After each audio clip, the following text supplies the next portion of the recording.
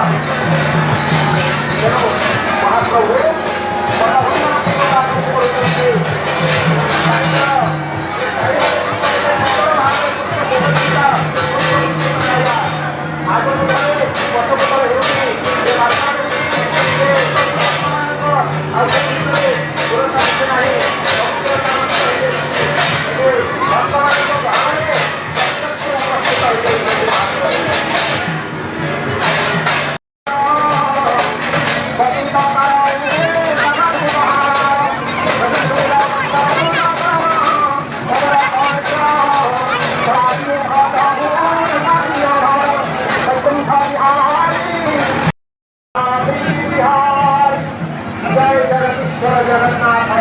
स्वयं प्रभु यात्री संधारी आदि